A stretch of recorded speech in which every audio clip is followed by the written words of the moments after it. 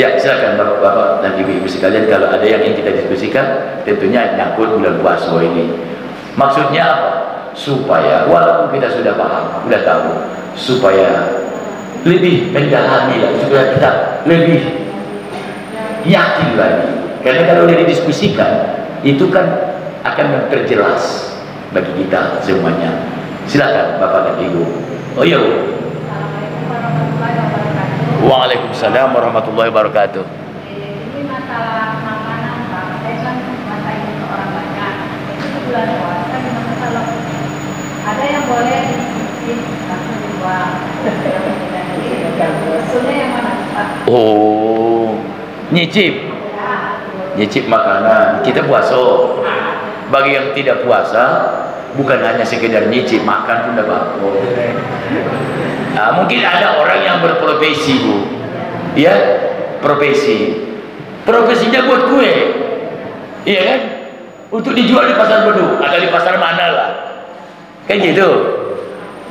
Iya, boleh dia nyicip, umpamanya entah garamnya apa sudah cukup asin atau masih belum terasa asinnya, boleh di ujung lidah, tapi setelah tahu atau asin atau tidak, keluarkan coba, jangan ditelan. Kalau ditelan batal, Bu. Jadi udah terasa asin, lalu muntahkan keluarkan. Itu boleh. Apalagi yang berprofesi memasak lauk, masak kue, apakah di rumah makan atau di warung atau di apalah namanya. Tapi profesinya memang itu, ya silakan. Atau ibu di dapur, takut nanti kalau kurang garam laki marah. Ya kami laki-laki ini kadang-kadang tak mau tahunya marah we. Suruh masak enggak mau. Oh, tapi kalau tuh cuma nyalahkan we kan. Boleh ya, boleh. Tapi kalau zaman dulu sebenarnya gampang. Tapi sekarang enggak ada lagi. Kalau saya dulu di dusun, Bu, ingin tahu lauk itu, gulai itu sudah cukup garam, ambil kuahnya, tumpahkan ke bara api itu. Kalau bunyi dia tik tik tik berbunyi-bunyi, berarti sudah cukup. Kalau belum berbunyi, berarti masih kurang garam. Sekarang tidak ada orang makan itu kompor, ya kan? Tidak ada lagi kan? Kalau zaman kami dulu kecil di dusun macam itu. Kalau udah memercik dia, berarti udah cukup garamnya. Tapi kalau belum memercik, berarti masih kurang garam. Nah itu ya. Jadi kembali kepada pertanyaan Ibu, menyicip tadi maksudnya merasa apa sudah cukup garamnya atau tidak. Bagi orang yang tukang masak itu dibenarkan dan dibolehkan.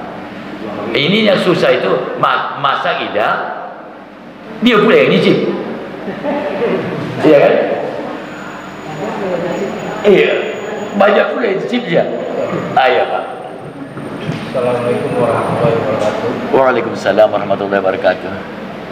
Ini Pak Ustaz. Iya Pak. Dalam penentuan satu Ramadan itu, kita di Indonesia ini terlalu banyak kelompok-kelompok yang menentukan satu Ramadan ini dengan cara mereka masing-masing. Iya Pak. Termasuk juga negara kita kadang-kadang berbenturan dengan kelompok-kelompok tersebut. Iya Pak. Nah, jadi pertanyaan saya, apa yang dipakai oleh Nabi untuk menentukan satu Ramadan itu? Oh iya Pak. Demikian Pak. Iya Pak. Bismillahirrahmanirrahim. Sumu li ru'yatihi waqtiru li ru'yatihi. Itu kata Nabi. Puasalah kamu kalau melihat hilal. Anak bulan.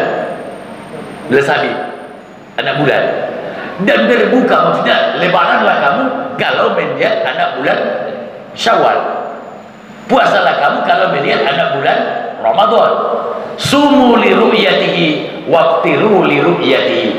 Puasalah kamu karena melihat hilal anak bulan, dan berbukalah kamu atau lebaranlah kamu melihat bulan. Artinya kalau Nabi melihat, Pak, melihat. Tentu yang namanya melihat dengan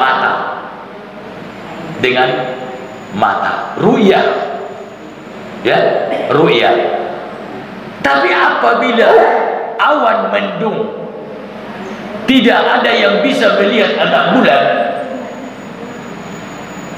Tamma Sya'banu 30 yauman, sempurnakanlah Sya'ban itu sampai 30 hari.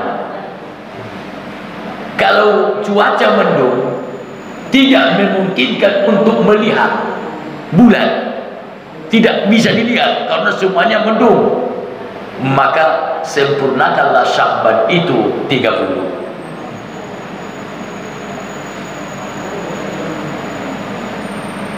Ra'al hilala adalun, orang yang melihat anak bulan itu harus orang yang akuntabilitasnya dapat diyakini.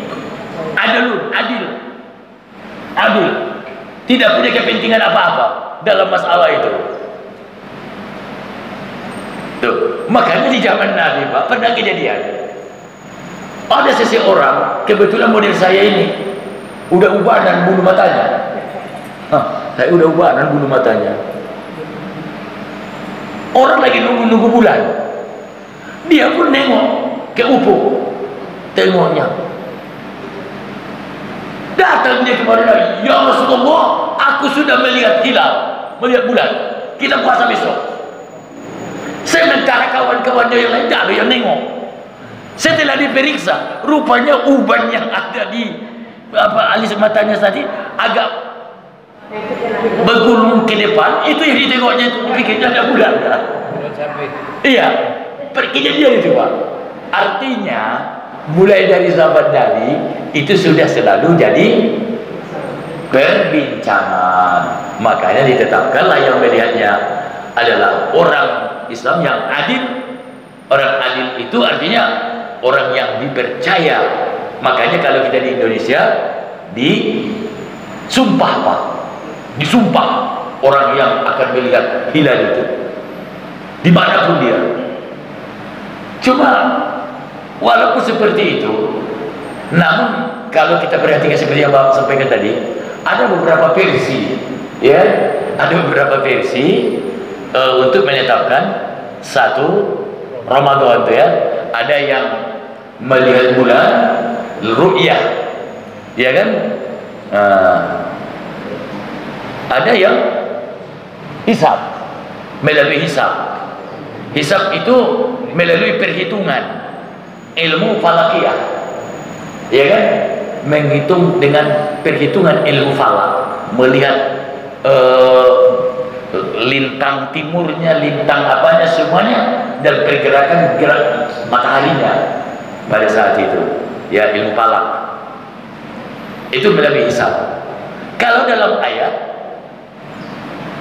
hadis, sumu li ru'yatihi, puasalah kamu karena ru'yah, melihat, dan berbukalah karena melihat. Nah itu, jadi kalau begitu mana yang kita amalkan? Ya tentunya sebagai sumber hukum Al-Quran dan hadis, itu yang ada hadisnya. Saya sampai malam ini belum menemukan untuk melihat bulan itu melalui hisab. Melalui hisab tidak ada. Sumu li hisabihi waqtiru li hisabihi, puasalah kamu setelah menghisab dan berbukalah setelah melakukan hisab. Yang ada sumu li ru'yatihi waqtiru li ru'yatihi, puasalah kalau sudah melihat hilal dan berbukalah, artinya lebaranlah kalau melihat hilal. Oke, ada dua. Yang jelas, kalau terjadi perbedaan, kemana kita ikut? Tadi itu, kalau saya mengenai adalah ati Allah wa ati Rasul wa ulil amri minkum. Apa keputusan dari panitia ru'yah di Jakarta itu, dari kementerian, kita ikutilah itu. Walaupun ada orang yang berpuasa tidak mau dia dalilnya itu juga lah. Aduh, melalui ilmu basirah. Kata dia begini, Pak. Ru'yah itu ada dua. Kata dia pula itu, melihat dengan mata kepala atau melihat dengan mata hati. Masalah lagi. Melihat dengan ainul basirah, mata yang melihat ini, atau dengan mata hati? Kalau melihat dengan mata hati, berarti melalui ilmu. Enggak, mata hati melalui kata hati orang yang itu toriko, dia melalui ilmu toriko. Makanya di tempat-tempat toriko, termasuk di daerah Riau, termasuk di Sumatera Utara, daerah Langkat, Pak, orang kadang belum puasa, dia udah puasa. Sumatera Barat ya, Sumatera Barat ada juga ya. Karena dasarnya tadi itu, kamu melihat dengan mata kepala, kalau kami tidak, tapi kami dengan ainul basirah, mata hati. Ya, timbul pertanyaan lain. Kalau saya yang ditanya, nahnu nahkumu bizawahir, wallahu yatawalla sarair. Kita menghukum hukum kenyataan. Kalau soal rahasia, Allah yang tahu. Karena saya mengajar fikih, yang zahir sajalah, yang batin saya tidak sanggup, belum kelas saya. Nah, itu tadi Pak ya. Terima kasih. Yang jelas kalau saya menganjurkan, kalau pemerintah kita sudah mengumumkan puasa lagi, kan gitu. Nah, karena mungkin alat dan cara yang mereka gunakan itu lebih akurat daripada kita sendiri, Pak. Saya terus terang, memang saya pernah belajar ilmu falak dengan Tengku Muhammad Ali Muda dari Aceh selama 3 semester. Tapi walaupun saya pernah belajar itu, aku tidak yakin aku kebenaran penghitungan saya itu. Dalam hal itu ya, udahlah lebih yakinlah dengan orang yang banyak. Karena di sana itu juga panitianya itu bukan orang yang tidak mengerti itu ya, malah ilmunya lebih jauh dari kita. Dan ditambah dengan peralatan.